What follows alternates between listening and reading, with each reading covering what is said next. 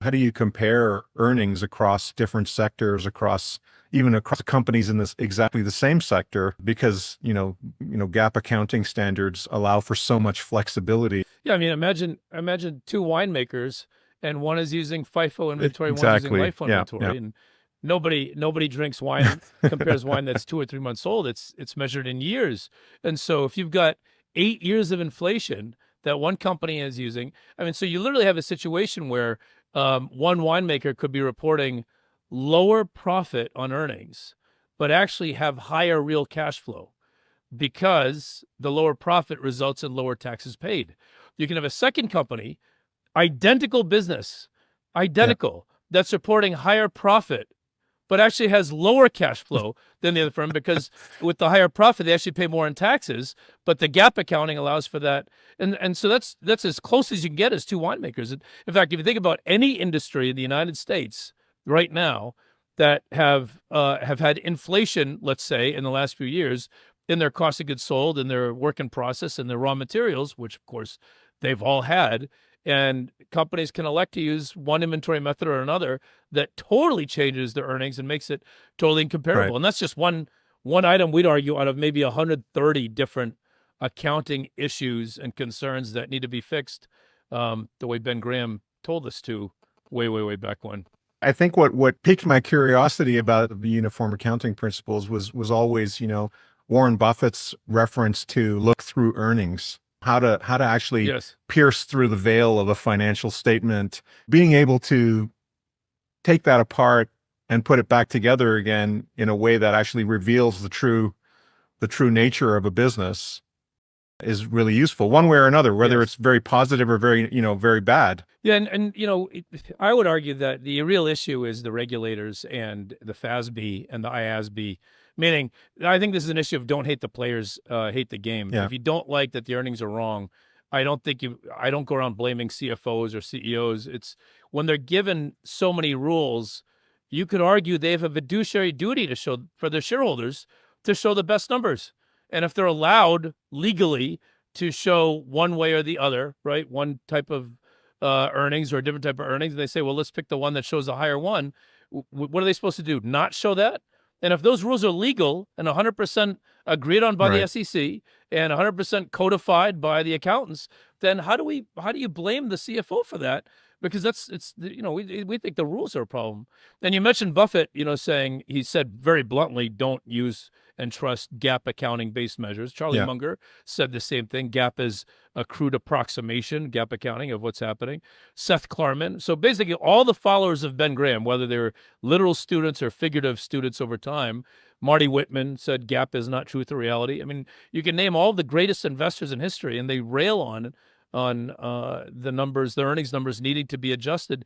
Then it started with Ben Graham. Ben Graham, his two most popular books are The Intelligent Investor and Security Analysis, but he also wrote a book called The Interpretation of Financial Statements way back when. And in that book, he goes line by line through some set of financials, and he says, earnings is readily overstated or understated. And so all the way from the beginning, these greatest investors learned from Ben Graham, they've got to adjust. They've got to adjust.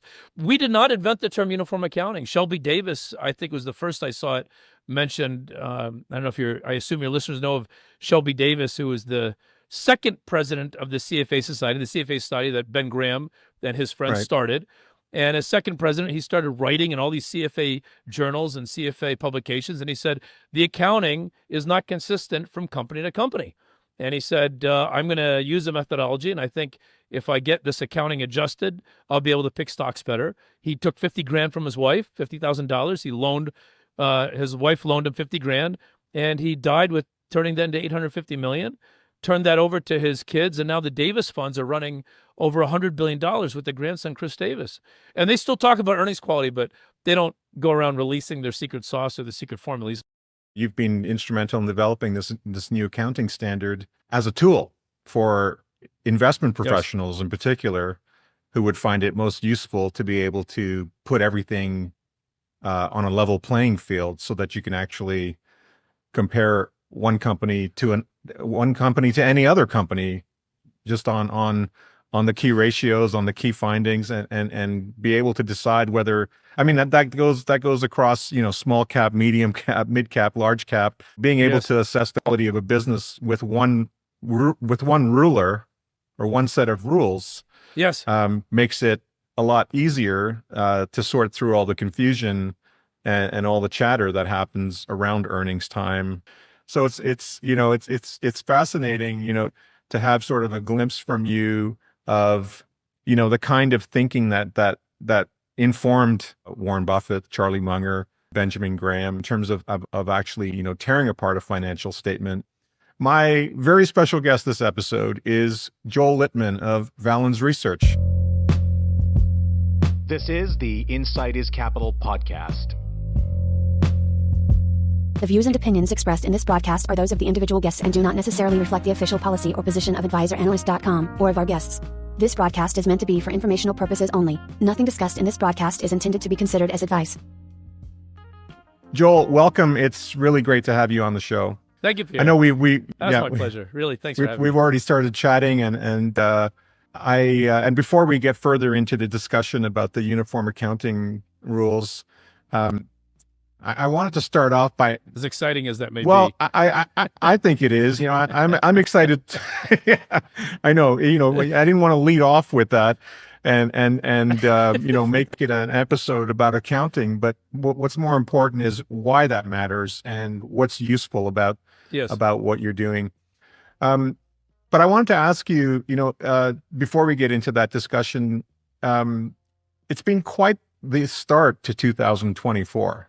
And, I'm curious, given the way the equity market ripped higher in the first quarter, and I know it's not a very long time, but it was remarkable, and the way the bond market has given up all of its December gains, that is the anticipated rate cuts following Chair Powell's November presser. I'm curious for your take on the equity market right now. Yeah, this is the words debt and credit are mentioned in The Intelligent Investor and Ben Grimm's book and Security Analysis like 400 times.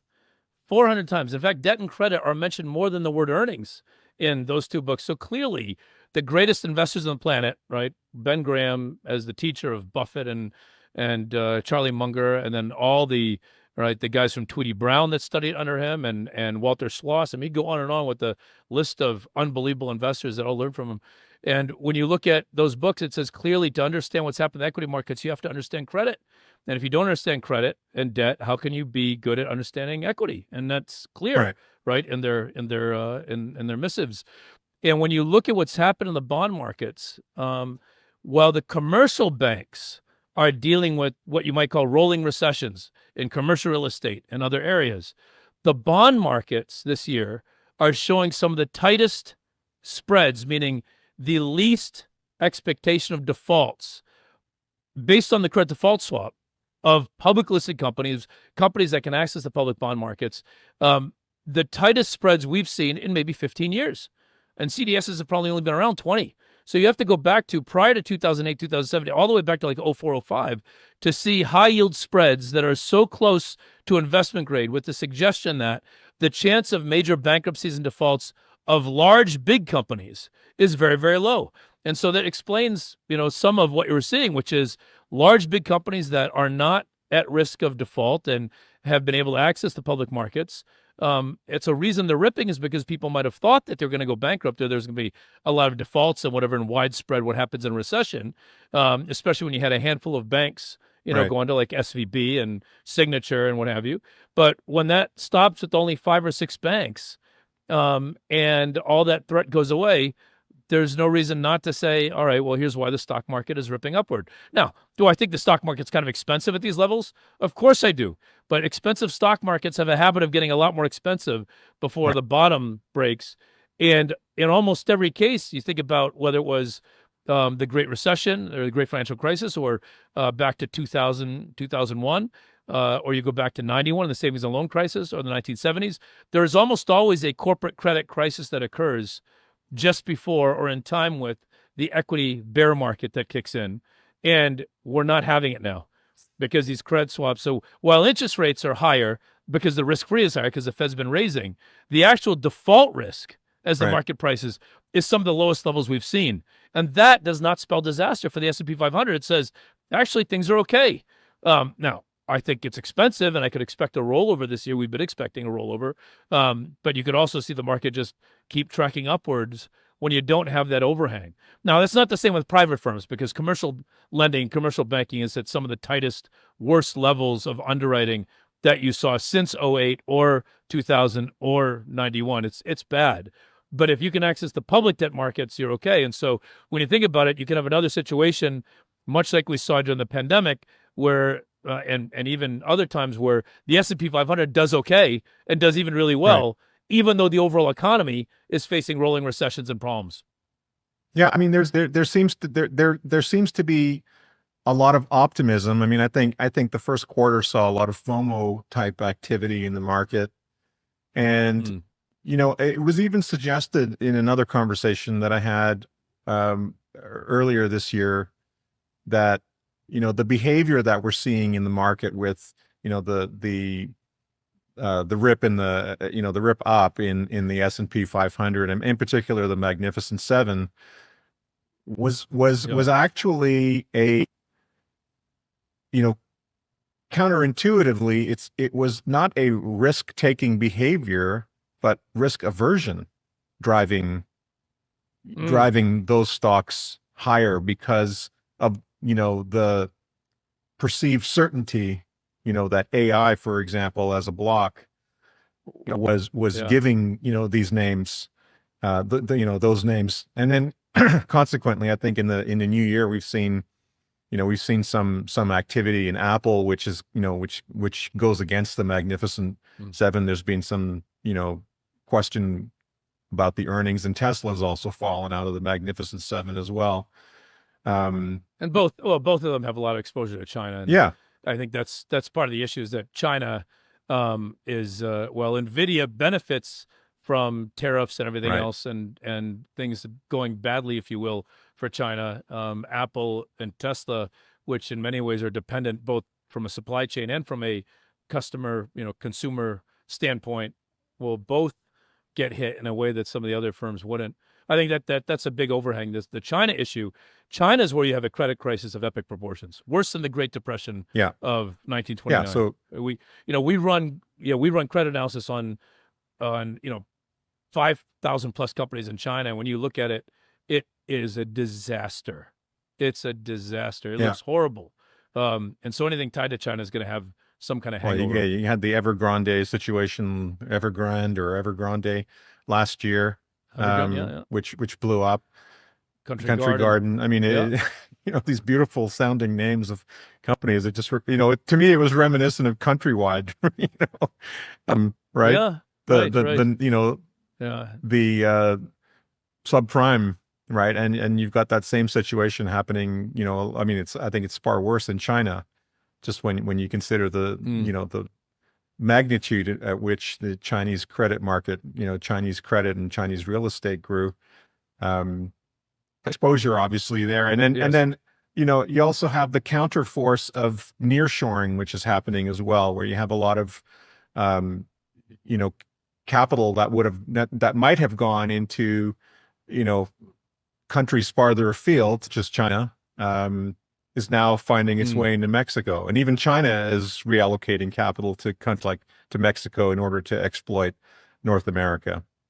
Right. So when you have, so you've got a retraction you've got some retraction happening in China, and then you've got expansion happening in, you know, nearer climes like Mexico, where, you know, you've got a boom happening in North America with North America, Mexico being part of NAFTA, but, you know, they're also benefiting from cheap natural gas. They're benefiting from the boom in northern Mexico, you know, the manufacturing boom that's happening there.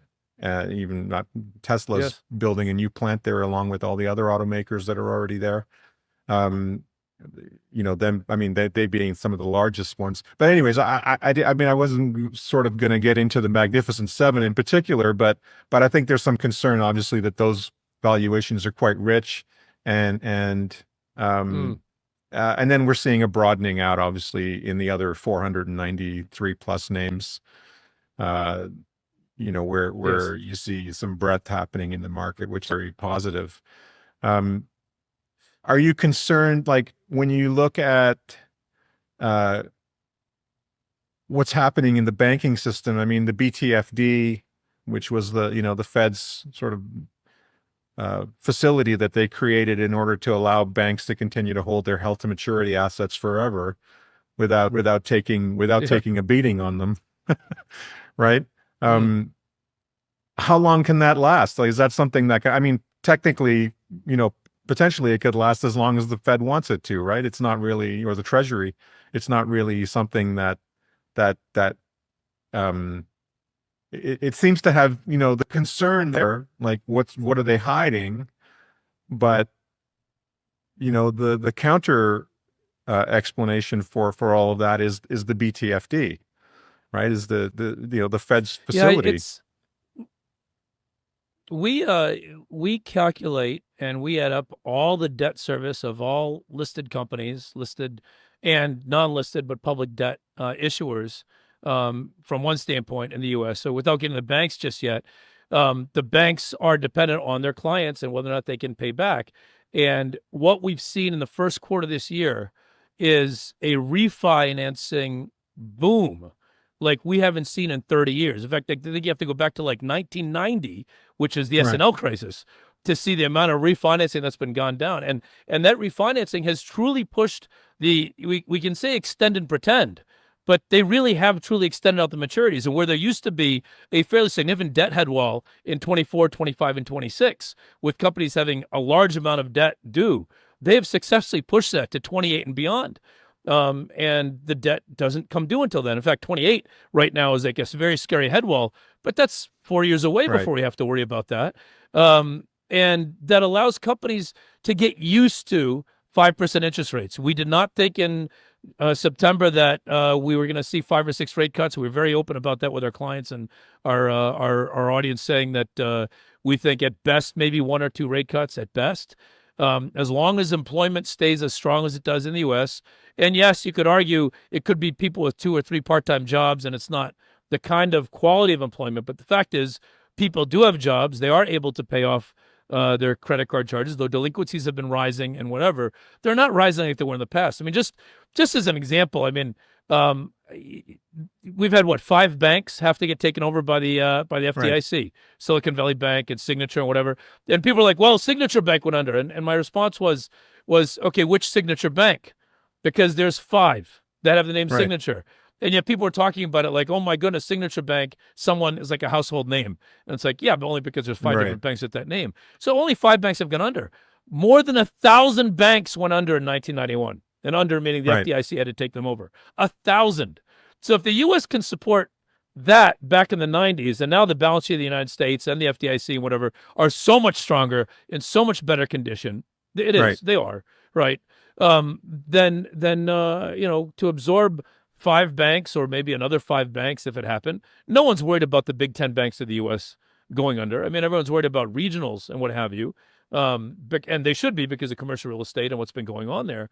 But it's still nothing like a 91, nothing like a 2008. Savings and loan crisis, Yeah. And so things are, I think, I'm not saying they're solid, but they're nowhere near as bad. And this kicking the can down the road, which has worked, you push all that debt due until 28. There's a saying, right? You don't go bankrupt because you can't pay your debts. You go bankrupt because you can't refund. Well, we just have seen one of the greatest, and in the middle of one of the greatest refis we've ever seen, with interest rate spreads, CDSs, that are so tight between high yield and investment grade that this could continue for a while, which means we probably, for all intents and purposes, don't have. The stock market could roll over because of valuation. It could, and that there are some expensive stocks and whatever else right now. However, it's not the kind of credit crisis-driven bear market that we've been expecting, the way we might have thought a year ago. It's more likely to be before all these companies refied. It's more likely to be a normal course type of correction, right? I mean, it's more likely to be a standard sort of correction as opposed to something that's event-driven. Yes. Yeah. Yeah. We would want to be ready to buy if we get that kind of Yeah. big dip sometime in the next I'm curious year, too, like, with yields creeping back up, the Fed telegraphed 3 cuts, the market took 6 and a bit. We saw yields fall back, fall below 4%. Some folks in the market said, okay, this is what's happening right now. There's a good chance, those longer duration yields, longer term yields, the 10, the 30s would, or at least the 10s could test 5 again, could test a 5 handle again. Yeah, even though they were actually moving in the direction of 3.5 at the time. And, that was a good call. I mean, considering that, all of the sort of sticky inflation issues have crept back in, and the Fed has walked back. It's three cuts last week. We had the Fed governors walk back, not 1 but 2. They ended up with Neil Kashkari turning around saying there might not be any. There might not be any cuts, and now they're actually talking about the chance there might even be a right. So they're really wisely put by Aubrey Bazdeo at Guardian Capital, which was that they're giving themselves optionality, like to do whatever they need to do when it comes. But I'm curious, like with yields, with the 30 years at 4.7 right now, and does that create, I mean, for longer term longer term minded fixed income investors, there's a nice yield there that you could lock in for 10 to 30 years, right? I mean, it wasn't that good a few months ago, in December for sure. But for the US government, refunding debt, that means that there's a sizable market for those rates, right? I mean, if you go back to long-term yields in the 3 handle, they weren't that exciting, but now in the 5, and you're closing in on 5.11, it's a little bit more. I'm just saying this in the context that a few years ago we had a conversation with some folks at PGIM, and the conversation was around the Bengen rule, that it was very difficult to get that 4% yield off an asset, a portfolio of assets, right? Like you couldn't find dividends, and you certainly couldn't find fixed income at that level. But now it's about, there's an abundance of those yields. So the government, the U.S. Treasury has absolutely no problem attracting short-term assets, and probably less of a problem. I mean, it's more expensive for them, for the Treasury, the amount of, the proportion of, U.S. taxes that are being devoted to tax revenues that are being devoted to funding the deficit or the debt is growing with each year. But when you consider that the long-term yields are very attractive, it means that there's less difficulty at the Treasury to raise money as well when they need to refund old debt. The only problem is that it's more expensive. So, there's always this discussion, this chatter around, with inflation at a higher level, they can inflate away some of that debt, right? But is that, like how much, I personally, I have a time with that argument, but it makes, it makes some rational sense, but I just don't see it rationally. It's hard. Yeah, it's if we look at the last 10 years, current interest rates seem high, but you look at the last history of time, what is a reasonable, risk-free, real rate of return for an investor? And wherever you look, it's somewhere around 2.5%. It says, I'll part with my money for 2.5% a year. Anything less than that, I might as well keep it to myself. Right. I might as well do something else with it. And if I get 2.5% real rate of return, that's reasonable. And if you get 2.5 plus inflation, let's say it's at 3, then that gives us something closer to 5.5. That seems like a reasonable long-term place for the markets to hang around, right? And certainly the U.S. markets have grown massively over long periods of time, with rates in periods of time that rates were higher than that. So at those levels, it's reasonable for the economy to still be strong and what have you. From a debt standpoint, right? I agree with you. The inflation that they're going to inflate their way out of a payment, right, is not. I mean, it's mincing items, it's splitting hairs versus the big thing, which is how much does the government collect in taxes? The government doesn't pay with GDP. These debt to GDP numbers are silly, right? They're ridiculous because the U.S. doesn't tax U.S. GDP. The U.S. taxes global GDP. With the S&P 500, right, with the S&P 500 generating 40 to 45% or more of its revenue overseas, every time someone buys a Pepsi in India or buys Coca-Cola in Europe or buys a Tesla in China, that results in profits at a U.S. company that result in taxes paid to the U.S. government. So when you look at debt numbers, GDP is such a bad number, especially for the U.S., because the U.S., unlike other countries, can truly tax the world. Right. And they do.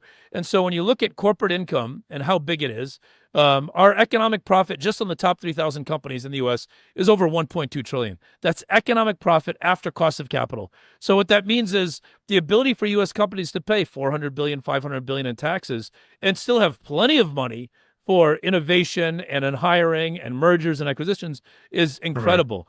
Right. And what does that result in? That results in the U.S. getting about $5 trillion a year in taxes.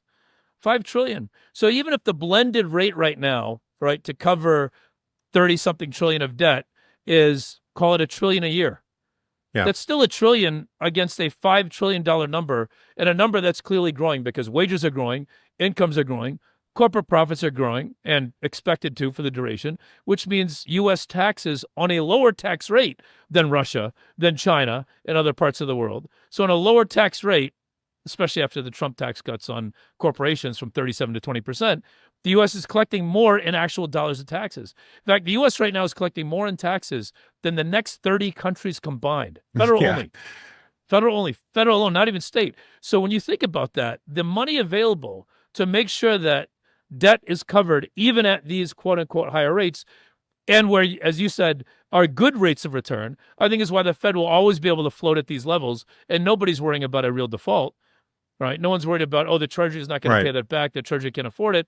And the idea that the U.S. has a debt problem at these current levels is silly.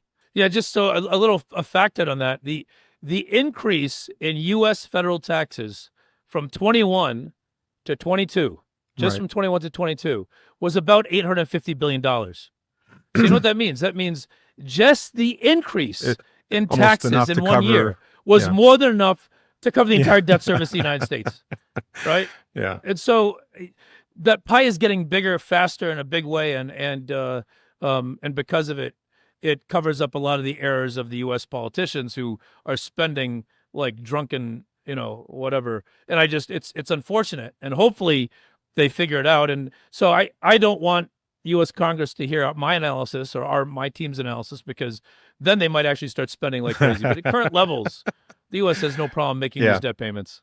So Joel, I think we kind of talked about what you are optimistic about.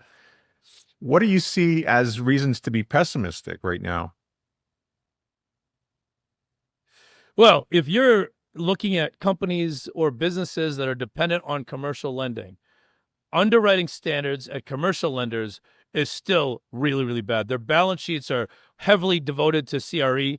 Commercial real estate in the United States is still, the at-home revolution, which is not just work at home, it's everything at home, is crushing commercial real estate, with the exception of maybe data warehouses or, maybe some levels of no, other than data warehouses, commercial real estate's really in trouble. And so with regional banks having so much of their portfolio sitting there, it's a problem. And so I'd be worried about anyone in those areas, in those sectors, or any companies that are dependent on those. You're going to have some serious issues in the U.S. Yeah. I think there is, as you said, there's still sticky inflation, which has led to a lot of higher costs that can't be easily passed on. And so I think for small business America, and I do attend some small business councils, and it is doom and gloom. It is. But then when you look at the credit default swap markets for big, giant S&P 500 companies, it's like, all right, let's wait for those little companies to go bankrupt, and we're going to snap them up. Or let's wait them for worried about going bankruptcy, and we'll snap up litigation. So I think we just saw a couple of the big consulting firms have reported more divestitures in the first quarter of this year than they've seen in 20 years.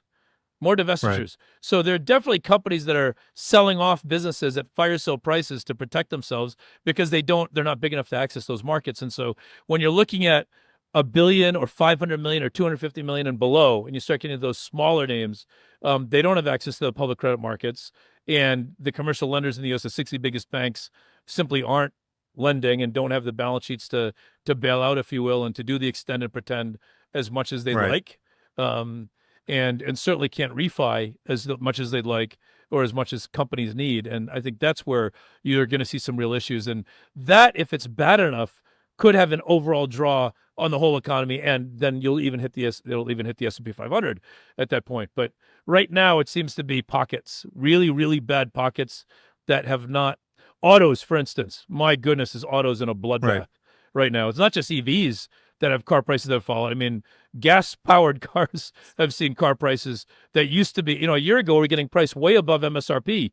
$5,000 to $50,000 above MSRP, and 1 year later, there are discounts across the board. And so, when you look at the auto dealers, you look at certain areas of real estate, whatever. There's some bad areas that when they say rolling recessions, it just doesn't seem to be hitting the bulk of the S&P 500, which is allowing the strange K-shaped, if you will, it's situation like, again. It's almost as though, it's the delineation between access to public credit and what you pointed out just now, which is that the public, bank funding, regular bank funding of small businesses and consumers versus the power that larger corporations or even mid to cap corporations have had access to credit markets and private credit.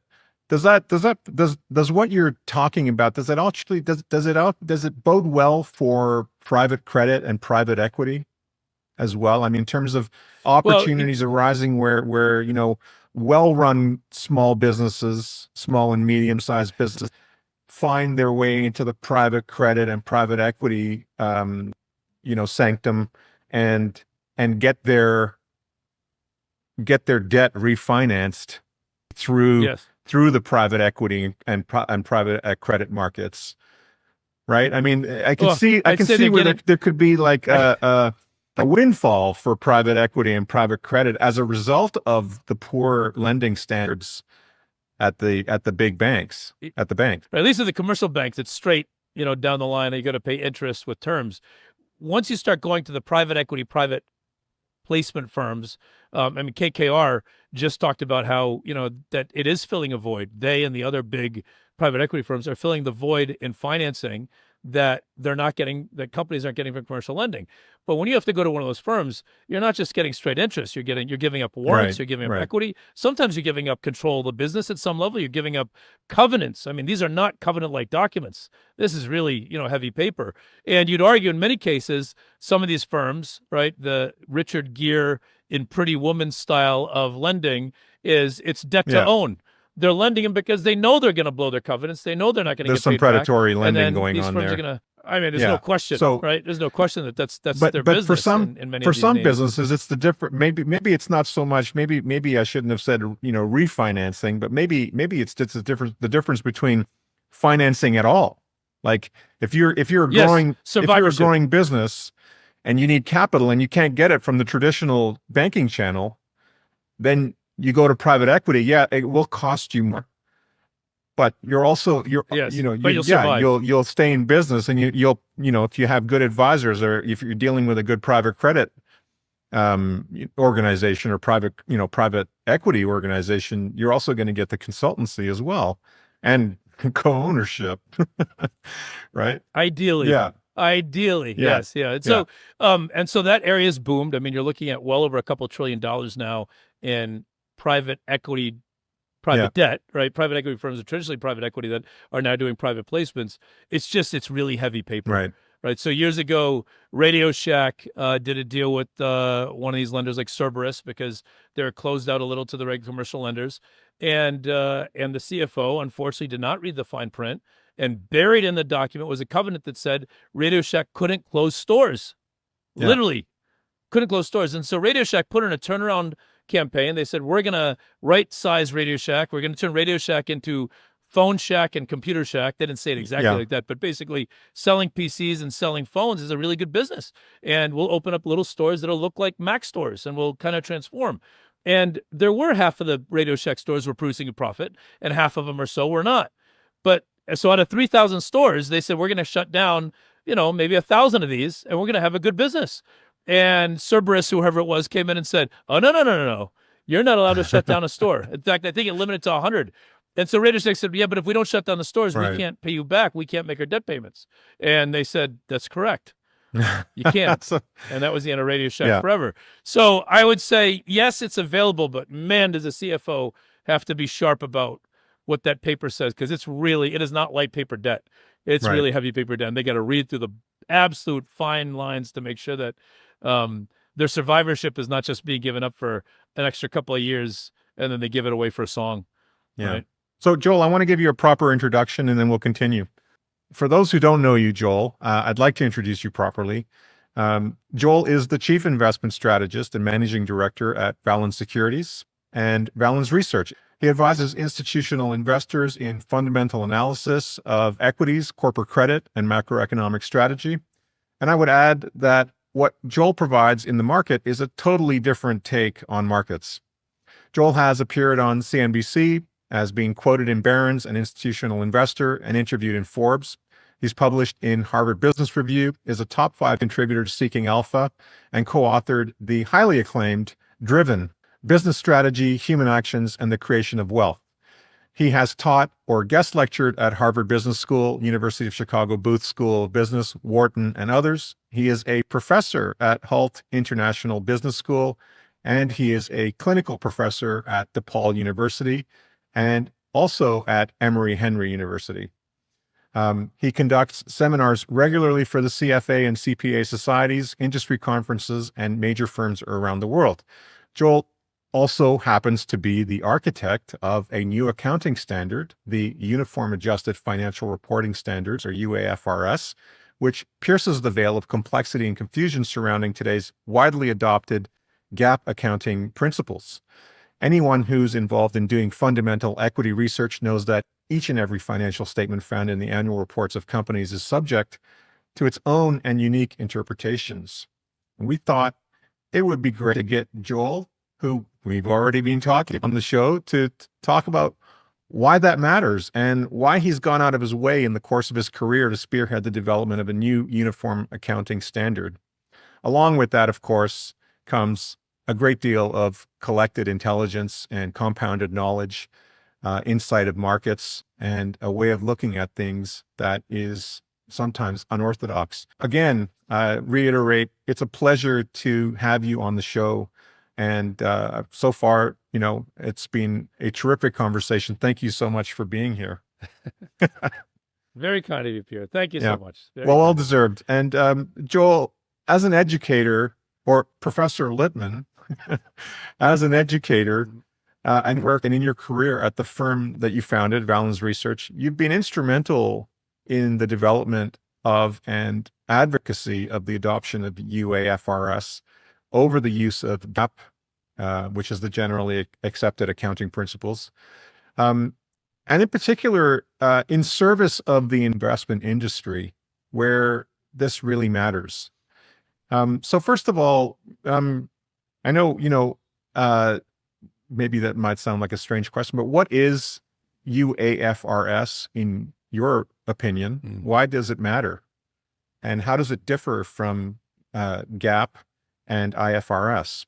So if you go back to Ben Graham, right, the father of the CFA side and father of value investing, the teacher of so many of the greatest investors in the history of investing, from Bill Ruane to Walter Schloss to the guys that built Tweety Brown to Buffett and Munger, Right. of course, Marty Whitman, And sorry, and they all agree, right? Yeah. Joel, it was reading Warren Buffett and Warren Buffett and Charlie Munger's annual reports and the discussion around what Buffett called look-through earnings, where I made the connection, that I wanted to get you on the show to talk about it, because there seemed to be a very strong connection between what Buffett informally called look-through earnings and the work you're doing.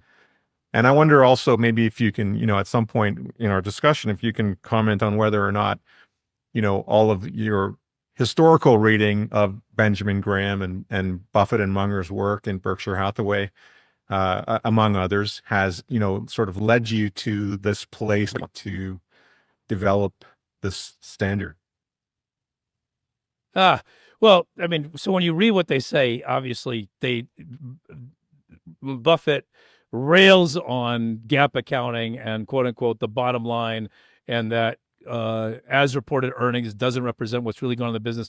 And he said this even in these 4-hour, the annual Berkshire Hathaway meetings where he and Munger get on stage. I think the last 4 of the last 5, in the first 10 minutes, he said, listen, don't ask me about our GAAP earnings number, right? And this is not how you should be looking at companies. This is not how you should be looking at us. And this goes all the way back to Ben Graham, who said reported earnings is readily overstated or understated, and you have to adjust. And then he wrote another book, The Interpretation of Financial Statements, where the entire book was about that. It doesn't get read as many geeks as me, but it does get read, right? But and then Buffett did. There's a follow-up interpretation of financial statements that was the same issue. We've got to dig through those numbers. I started as a CPA in '90. I think my first public accounting job was '91, and then I got a job working with 2 of the authors of the actual GAAP guide. Wow. The Wiley Guide to Generally Accepted Accounting Principles. And so I was sitting there with 2 of the number 1, maybe number 2 CPAs literally on the planet, meaning from a litigation standpoint, my boss at the time was still a friend of mine and a mentor, Barry Epstein, who wrote the GAAP Guide for 20 years. He also wrote the International Accounting Standards Guide. He also wrote the IFRS Guide when it changed to IFRS, the International Accounting Standards. Right. So I was working for him. And very early on, I was like, when you see how the sausage is made, right, if you will, you don't want to eat the sausage. And when you start looking at the financials and all the adjustments and estimates and electives and choices that companies have to make, you start saying, how can you compare? Forget about comparing one company to another, which is impossible using GAAP accounting. Impossible. How do you compare one company to itself from year to year? Right. And so in many cases, we saw companies that, whether it was Google or whether it was Pfizer or whether it was Electronic Arts or one of these companies that had a lot of R&D. And because the U.S. requires you to expense R&D 100% that year, which is not how the international accounting standards are, which require you to capitalize a big portion of R&D. None of it is capitalized in the U.S. when it's spent. And so you literally can have a company report higher earnings, not because they sold more stuff more often to more people at higher prices, not because of that, but because they just cut back on R&D. And ta-da, earnings went up. And you have to sit there and say, so is this company getting higher earnings because it's a better business? Or are they sacrificing their future 5 to 10 years from now because they won't have the product development? And that's what happened to Schering-Plough. You could see Schering-Plough's earnings for many years going up and up and up. I know I'm using some old case studies, but this is at the time, right, that I was seeing this. And I said, it looks like they're improving, but they spend so much less in R&D. And what do you know? 8 years later, pipeline dries up. They had no more drugs to go to the market. Everything went generic, and the company's stock price got destroyed.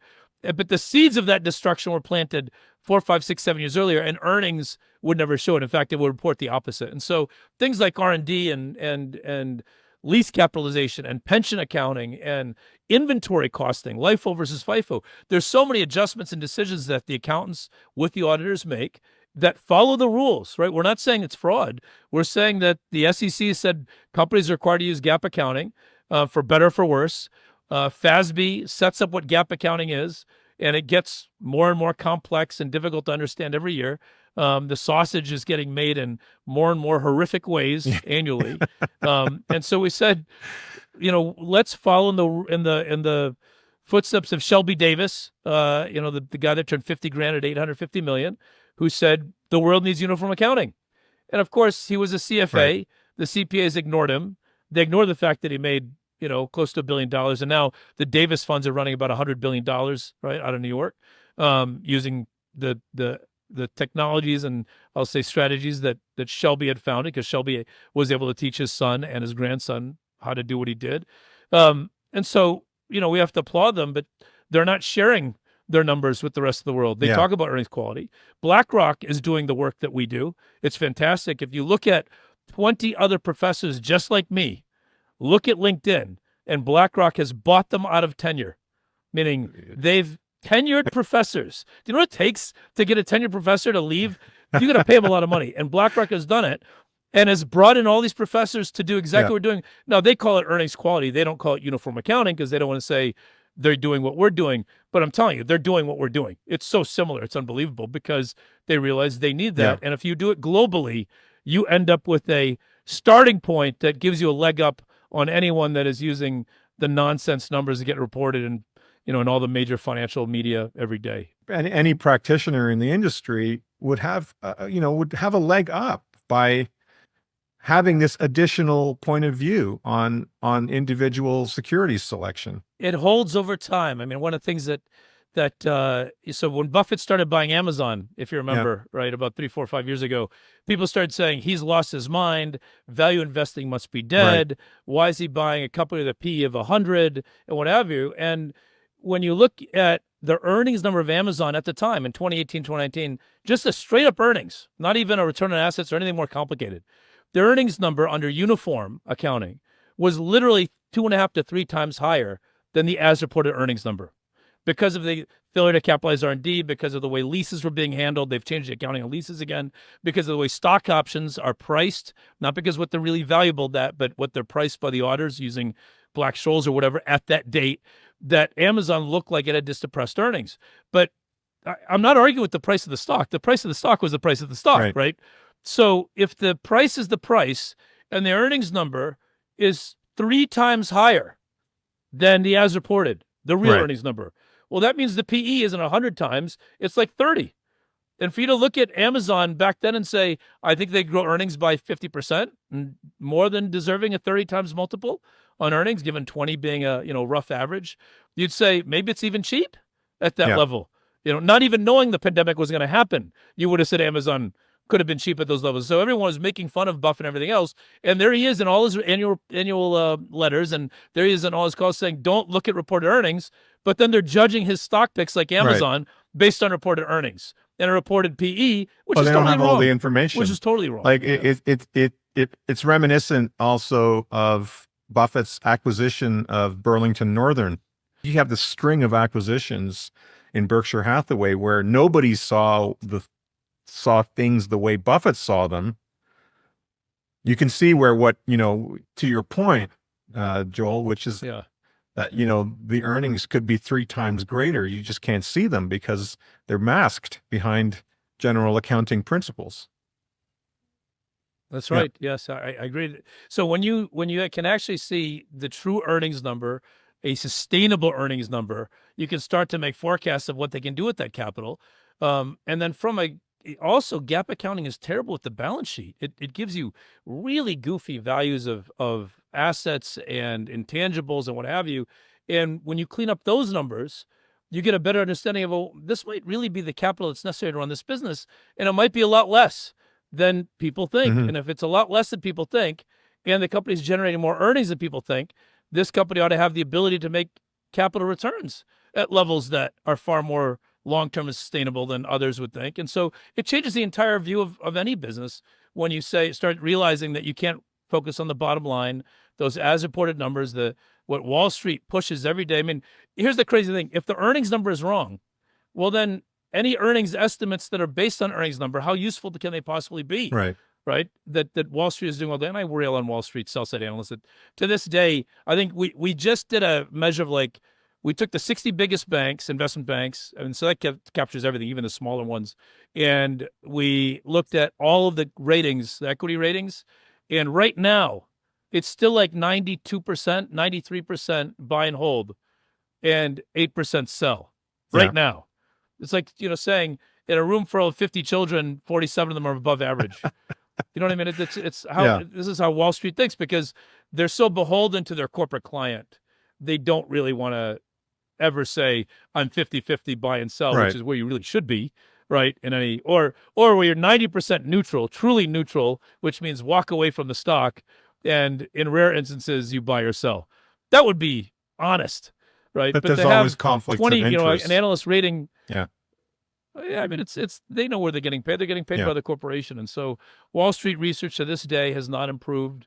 That you mentioned the Harvard Business Review article it's 20 years now since I published that. That was it's a case study back in 2004, and at the time we were looking at data from Wall Street, and at the time they were 94%, 95% buy and hold, and only 5-6% sell.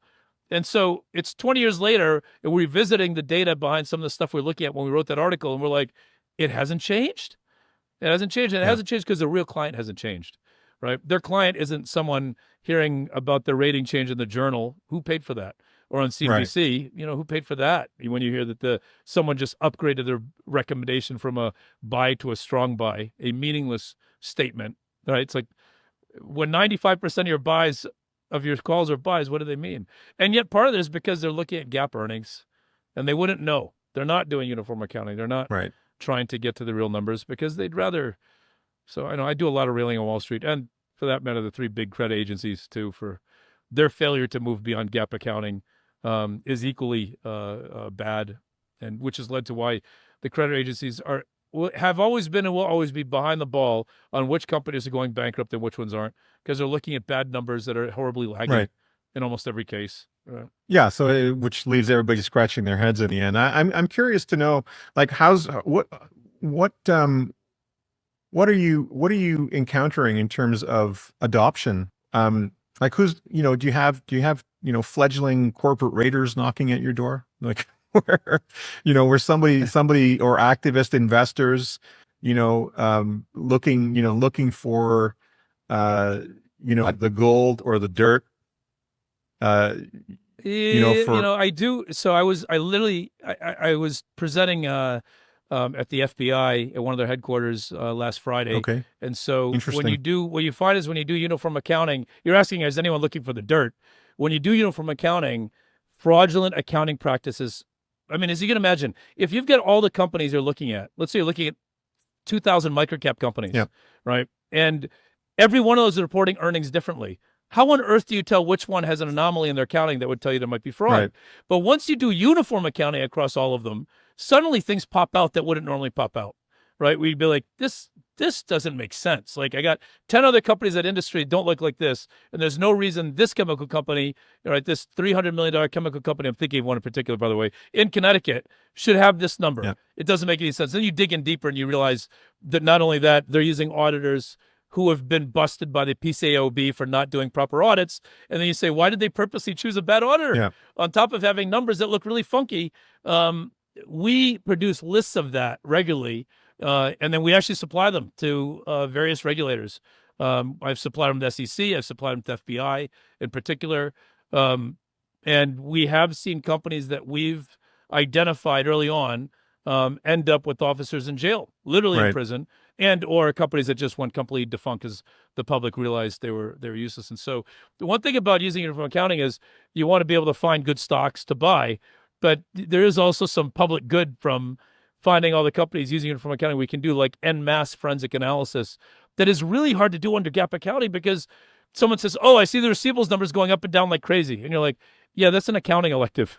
They changed the way they were valuing it. That has nothing to do with them committing fraud. That's a good thing, right? I remember one of our clients, we have, of the 300 biggest money managers in the world, 230 are using our stuff in one way or another, either accessing data or accessing reports or accessing a tear sheet. And so one that I think of a lot, I mentioned, was Global years ago, and Dave Ganek was one of the biggest holders. This guy's, one of the wealthiest hedge fund managers at the time, and probably still very wealthy. He closed his fund down, but he was one of the biggest owners of Green Mountain Coffee at the time. Okay. And Green Mountain supposedly got a Wells notice. They didn't, but it was reported they got a Wells notice from the SEC saying they had fraudulent accounting. And when we looked at it, we said we could see why under GAAP accounting someone would think that there was fraud in the accounting, meaning we could say it's not crazy that someone would think it. But one, they didn't actually get a Wells notice. They got a different kind of letter from the SEC, which is a lot lighter, but it got reported bad. The stock fell down 30-40%.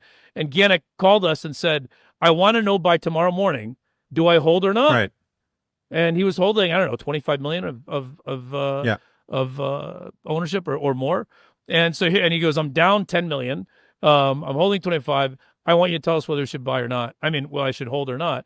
And we came back and we said, best as we can tell, one, we don't think they're doing anything shady. No, that's a tough thing to say. We didn't do a full audit. How can I say that? But because we knew why we thought the SEC flagged them And it was because some GAAP accounting numbers really did look funny. And we said, honestly, that's just because of electives and some changes in accounting, having a lot to do with, by the way, purchase acquisition accounting. The way accounting and GAAP accounting handles mergers and acquisitions is in the dark ages. It is so horrible in terms of destruction of the reliability of earnings and assets and even debts that across the balance sheet. M&A accounting, and that's what had happened. They'd been through some M&A, and we said, all right, we see what they're looking at. We think we know. We think they're going to get a clean bill of health, at least on the issue that was at hand. And the stock went up going for someone like you. There's obviously, if someone comes to you to sign off on an opinion, I mean, there's potential liability for you, right? I mean, yes. So that kind of work, we're careful. Yeah. We don't have we're not like Muddy Waters in terms of screaming a company's a fraud, but we do have what we call a do not buy list. And that's a nudge, nudge, and wink, wink of either these stocks are going to go down just because they're bad companies and bad stocks, or because there's fraud. And I'm careful not to say there's fraud. But that list definitely includes companies that I'll sit back and I'll say, yeah, these guys are going to jail someday. Yeah. Maybe not next year. It could be any of these. Could be any of these conditions. You're not going to single out. You're not going to single out fraud in a statement, but right. But so those are also potentially companies that investors could short as well, right? Could choose to short. Yeah. Assuming they can get the shares. Yeah. Before we move on, so you're behind the scenes, really. Like it's not. You have 230 out of 300 asset managers, large asset managers, accessing your research in one way or another. That's very interesting, because I because I didn't really know, I wanted to ask you, what if any were the barriers to more widespread adoption of of your work, of your research, and the accounting standard that you've developed. To your question, do I see FASB ever adopting? Absolutely not. I don't think there's any chance. I was asked that 20 years ago, and I was actually on a panel, and people were asking, when will even GAAP accounting and IFRS merge? And this is 20 years ago, and people on that panel, this is at the CFA Society in New York, and some people are like, oh, in 5 years and 10 years, and my response was zero. There's zero chance FASB, which is a regulatory body, and if you think of what Bill Gurley, from Benchmark, Bill Gurley from Silicon Valley, right? One of the greatest VC investors, he always talks about regulatory capture favors the incumbent. And given that the FASB is made up of the biggest accounting firms in the world, and they are now creating rules that do support the complexity that requires hiring the biggest accounting firms in the world, are they going to suddenly simplify it and make it uniform accounting? I mean, where is the incentive? No, that's their bread and butter. Regulatory capture regulatory capture is alive and well in the accounting industry, which is why, as much as I can run around yelling about this, if I'd be tilting at windmills if I thought I was going to get it changed from a regulatory standpoint. But from a user standpoint, we've seen phenomenal adoption, right? Where left and right people are like, yes, I agree. And in some cases, they just want me to come in for training, and I'll just teach the analyst team, here are the adjustments, and we're happy to do that. And in other cases, they're like, we don't want to deal with it, just do it for us and give us the numbers. And we're like, well, then here's a database, and here's us doing it for them. It's interesting because, they can just buy it and then make use of it, as opposed to learning exactly how it works. But every now and then, during earnings season, you'll hear about a company, they had, their top line suffered, their bottom line suffered, but the stock is up, 10% that day. And then, and Amazon was for 10 years, Amazon was like that. Yeah. An analyst comes along and says, you're not looking at it the right way. Here's the missing information. Here's the missing piece. This is the part, and that I suspect is, at the heart of your work, which is that, the way the market is looking at it in the generally accepted way, is the incorrect way. And then someone comes along and fills in the gap. He says, no, their earnings are actually much better when you account for this, that, and that, rearrange it, So every now and then on CNBC or in Bloomberg, you'll catch a whiff of this where someone has, the whisper number or the whisper explanation of what actually happened there. Like it's not as bad as it looks, you know, that's the stuff that, for anyone who's just, monitoring, these types of broadcasts like Bloomberg or CNBC, that's kind of the, the off the side remark Yeah.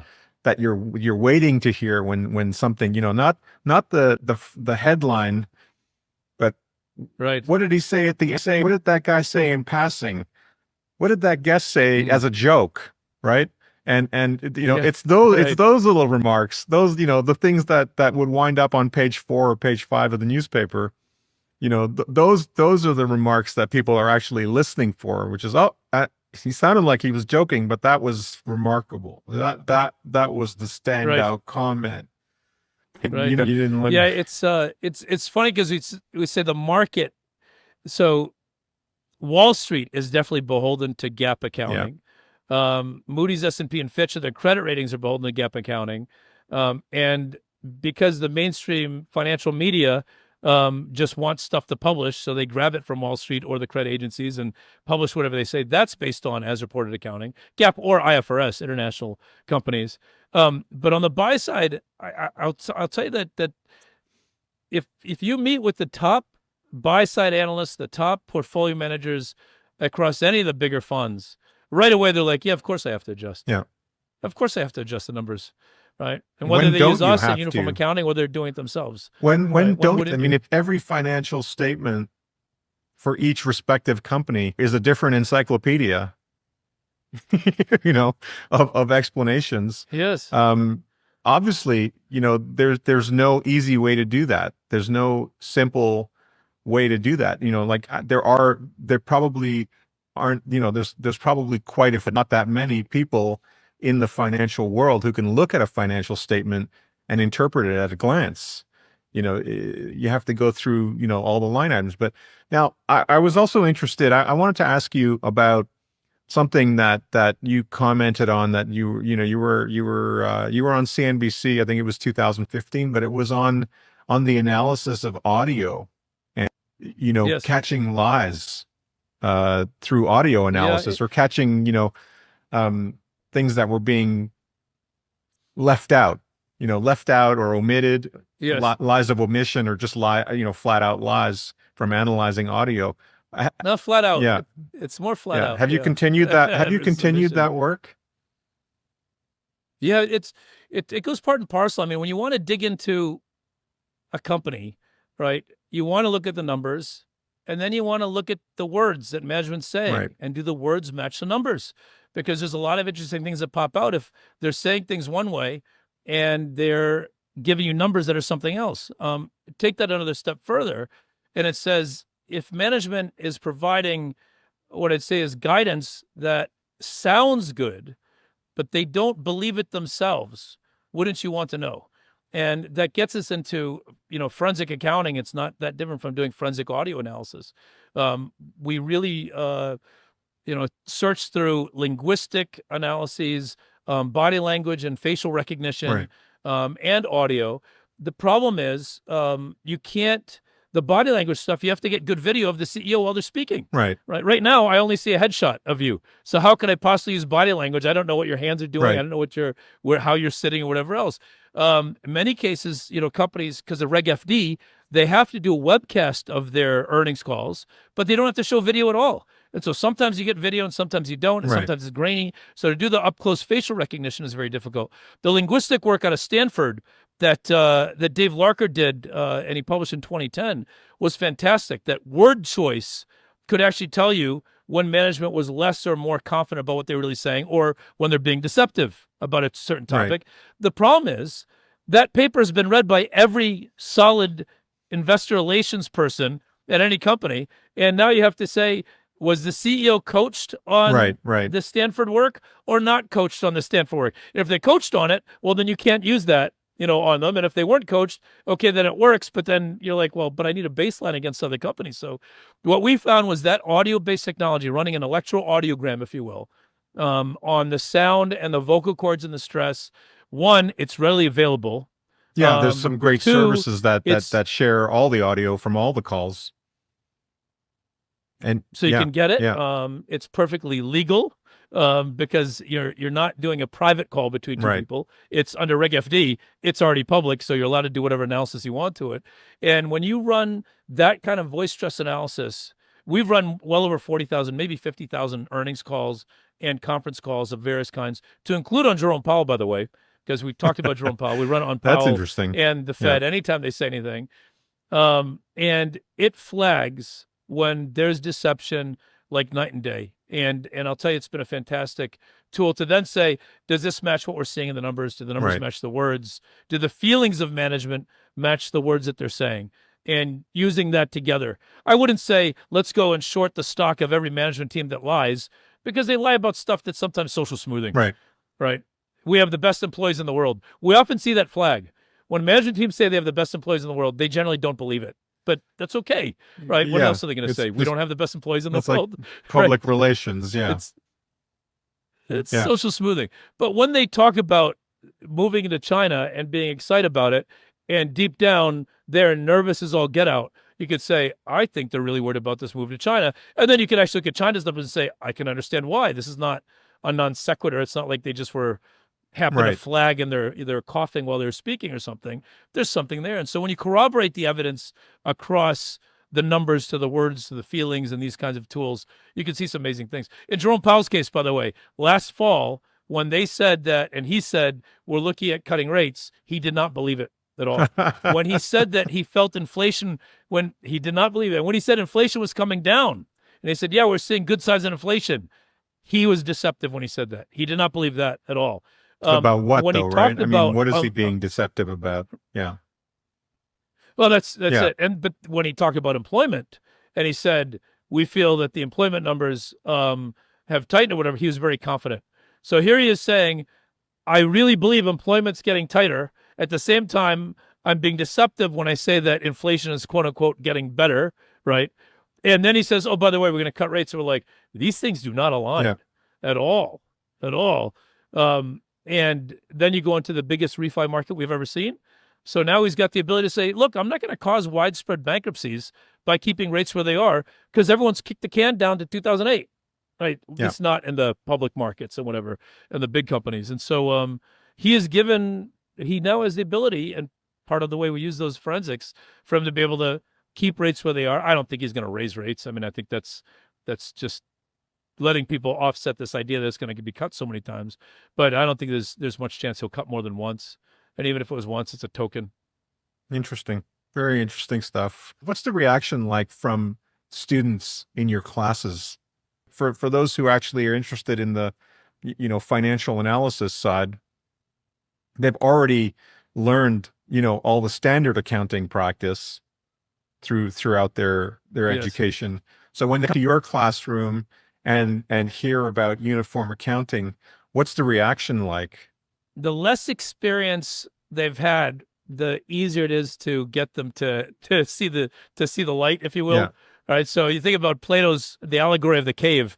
The less time they've been staring inside the cave at these shadows, and the shadows are everything Jim Cramer talks about with PEs and earnings, and everything you hear on CNBC about PEs and earnings and everything else. And you hear so much talked about it. And then they start talking about PEG ratios. Then they start doing regression of PEG ratios and price. And everywhere you're going, if the inputs are wrong, garbage in, garbage out, right? And so if they haven't been staring inside the cave long, they're not as blinded when they see the light. But I'll tell you, when I get, I'll say older students in their late 20s or their early 30s and sometimes 40s, and they have been working in the industry and they have been working in the Right. business, and they're like, hey man, I've been doing this for 10 years. I've been doing this for 7 years. And we use EBITDA, which is a GAAP-based metric. It's not GAAP, but it's GAAP with 4 adjustments, and I'd argue they're not even the right 4. They're not even the right 4 adjustments, and yet the bankers are using EBITDA. Yeah. McKinsey quotes, I think the McKinsey valuation book mentions EBIT or EBITDA more than a couple hundred times inside one book, right? And all I can do is just say, all right, you can trust them or you can trust the greatest investors on the planet. And I just quote them and use their tools, wherever I can, and use the examples of case studies. So Buffett said, those who use EBITDA are either conning you or conning themselves. Charlie Munger said the horrors of EBITDA, have been destroying the planet, something to that effect. It was a very funny statement. Yeah. Seth Klarman rails on EBITDA, saying they're not a measure of cash flow. That's the best they could do, and say, all right, here's people and name another 50 people Right. that have been successful in analyzing companies and investing at levels that no one else in the world has come close to. And they're saying this is the way to do it. So you can stay in the cave with the mainstream financial media, right, and the allegory of the cave, and keep looking at shadows, thinking those shadows represent reality, or you can come out of the cave where all these phenomenal investors are in the light, Right. and see economic reality, and suddenly say, "Oh, no wonder," and then you get to understand why so many people favor the cave and favor being in the cave, because the whole Wall Street structure is based on stay in the cave. Stay in the cave Yeah. so that you have to trust me and everything I say to you as a Wall Street analyst, versus being able to look at the numbers yourself and saying, why do I need a Wall Street recommendation at all? If I have the real numbers, right? It's not like they get inside information. And if they do, they're not supposed to be able to use it. Like if somebody's favorite pastime is curling up by the fireplace with an annual report, they're not the same as everybody else. That's Right. like, you're not going to be able to emulate that by reading about it, by reading Right. about how that's Right. what they love to do. You're not going to suddenly become that person. So you have to be that person in order to think that way, or to even like get so passionately into, that. And I suspect that you're one of those, that you're one of those folks. like, Well, it's you have to be, it's you not have that to love it's it. not that- You have to love what you do to do it the way that you've gone about doing it, Joel. I think, you called yourself, you referred to yourself as a geek. I believe you. You Yeah. have to. You have to be a geek about the thing that you've made your life's work around. You have to be the Yeah. most informed person in the room when it comes to what you're talking about in particular. And I think you're not going to get that from a biography or Yeah. even Seth Klarman's Margin of Safety, because even he can't dive so deeply. Like, Cliff Asness has tried to share his thoughts through mathematical formulas here and there as quantitative studies. Like, no matter how hard you try, you learn about it, but there's an entire portion of it that you'll always know you don't know. And Yeah. so, Yes. I think that's where something like what you're doing, your work, be a helpful tool for investors who are looking for the insight that they can't possibly see on their own into companies, Thank whether you, they're sir. no, I think it's highly undervalued. I think it's highly underestimated. It's highly undervalued as a resource. To be able to emulate that is extremely hard unless you make it your life's work. It is a lifetime of work. Yeah. If I was going to do this business all over again, like get back into advisory or get into portfolio management again, I would want to have those tools. I would want to have tools like what you're producing, the research you're producing at your firm. I would want to have, all the leg up that I could possibly have, being able to look through a company again. Like, I keep coming back to this look through business that Warren Buffett, coined. But, being able to look Yes. through a financial statement and uncover the truth from that financial statement, Yes. one way or another, it's really great, or it's really bad, or it's exactly what it says it is. I think that's more valuable than anything as far as being an investor is concerned, and being a security stock selector or stock picker, or even, credit market investor. Being able to look at the fundamentals of a business, make sure there's enough coverage, make sure there's enough revenue, make sure, all these things are being interpreted correctly. I think that's incredibly valuable. And if people can do that, through Valens and altimetry, through your work, why not? Like, that's an incredibly valuable Thank you, Pierre. tool. Thank you. Let me. I thought of one example. I don't know if Go ahead. Yeah, it please. encapsulates what I remember. And look, I don't love reading financial statements, but it's the payoff, right? It's the payoff, and that's why you do it, because That's you're, so satisfying. you're hunting, you're digging, you're being forensic, right? So I remember seeing IBM, and IBM stock had been down a couple of years, and people were saying maybe, it had reached a low. This is about 12 years ago, 15 years ago. And they're talking about it's going to bounce. And I remember looking in and digging through the financials. I said, why do I see this company, the IT services market, right? Think about the last 20 years for Right. IT services. Whether it's the Accentures or consulting firms, whatever, they're growing at 7 to 10% a year clip, let alone in AWS, 15 to 30% a year. So why was IBM shrinking? I couldn't understand it. I said, I don't understand what's happening. This is a great firm. It's a great brand. Everyone knows it. And so we were reading through, and it was me. I was reading through the Def 14A, but then I showed it to my partner, my business partner, and I said to him, look at their compensation plan. It's like 90% based on earnings per share, exactly EPS, Right. as it's stated, GAAP accounting, which means if you're a manager there, you don't want to invest in R&D because you'll pull down your EPS number, and the likelihood that you'll get a payoff from that, from R&D in a Right. business like that, might be 5-10 years down the road. And the tenure of anyone below the C-suite, is usually 3 to 5 years. So you're sitting there going, what should I do? I'm not going to ask for more money. I'm just going to try to squeeze the business I have and not grow it. And then you have a second thing, which is it wasn't earnings, it was earnings per share. Right. So IBM embarked on the biggest share buyback program in the history of programs. And it wasn't because they didn't have great investments to get into. It's because, well, I could buy something, I could invest in R&D, I could spend this money, because they were making a lot of money annually in terms of just free cash flow. But instead of using it to invest in the business and grow and grow and grow, like Accenture and some of these other big IT services firms and Tata and Cognizant, and I can name, around the world, they just kept buying back shares and buying back shares. And you literally have a business that used to be $130 billion in revenue that today, 15 plus years later, is maybe 70 billion or 65. So they've been cut in half when the rest of the industry has been doubling or tripling in the same time frame. And it all came down to they're using a GAAP accounting number. It was buried in the Def 14A in their annual proxy. And it said, here's what we're paying on. And right there, you said, I know exactly what they're going to do next year. They're going to fail to invest. They're going to buy back shares. And I can tell you what they're going to do every year this is in place. In fact, it wasn't until like 4 years ago, they finally said, oh, we realized something in our comp plan, like 10 years later, that we're not going to allow EPS for our compensation target to go up if it's from a share buyback. It can only be from earnings, not from the share count going down. The earnings number has to go up.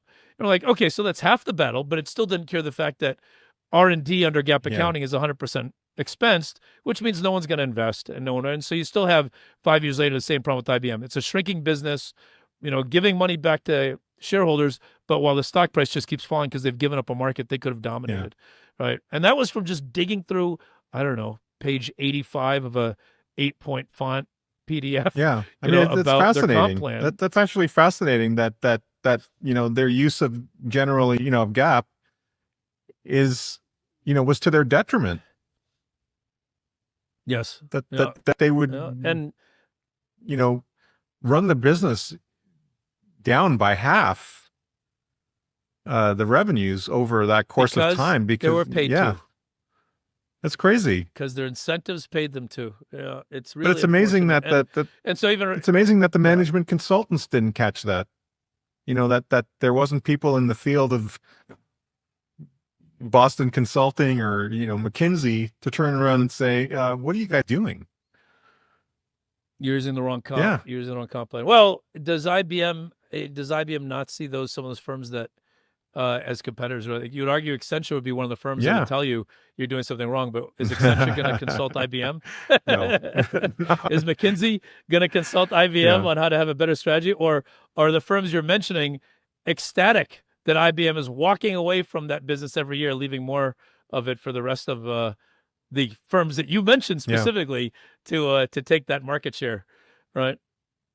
So, Joel, what advice would you give financial analysts and investors regarding the skills and knowledge they should prioritize to succeed in today's market?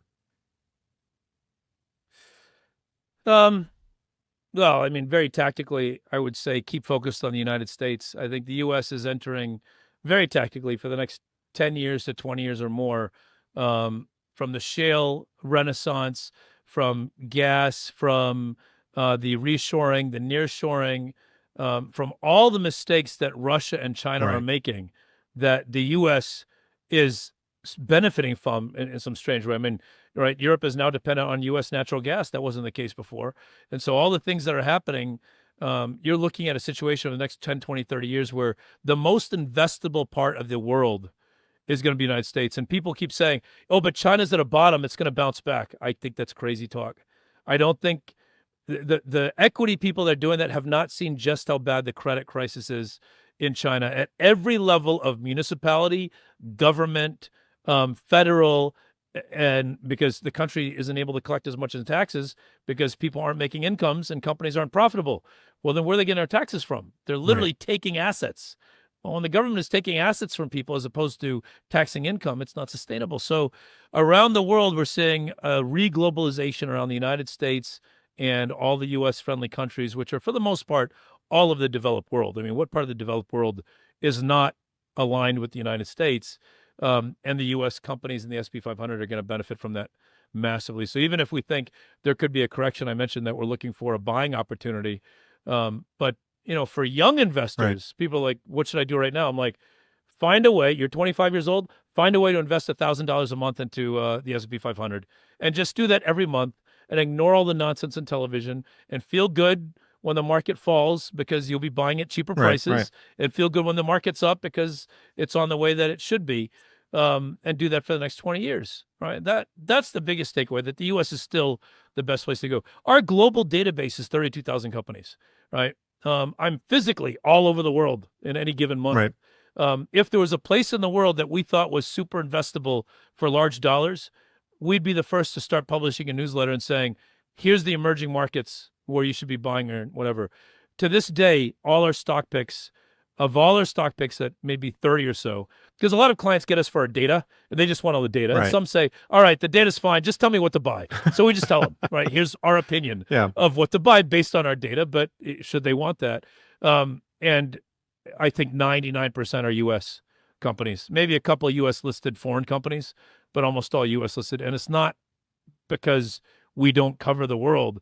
It's because the U.S. over the next 30 years is going to so economically dominate the planet. I don't think anyone realizes that China is a paper dragon at best. It's a paper dragon that's on fire. Yeah. I mean, it really is a bad situation there for them. You consider, all the problems are in that part of the world, on that island, which is the bulk of the rest of the world. It does put us in the North American, in the Western Hemisphere in North America in a much, it's almost like, the beginnings of World War II, where we were here and everything was happening over there.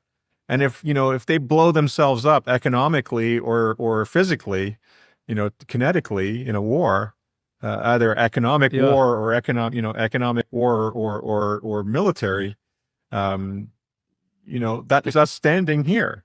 So in a way, like, it's a, Pierre, that's a very extreme view, but I know that's a more, but I think there's so much happening right now that's so, there's a potential for so much upheaval, this year or in this period that go ahead. I want to pivot your analogy just slightly. Yeah. That it is actually post World War II that we're looking at for North America, where it's past the pandemic and the lockdowns.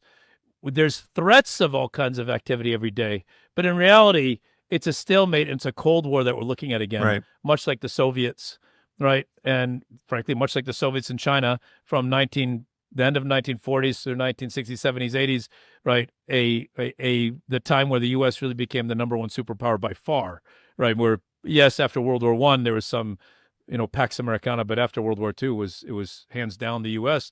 because, as you said, right, it was still an island in many ways. U.S., Canada, Mexico was still an island away from everything else.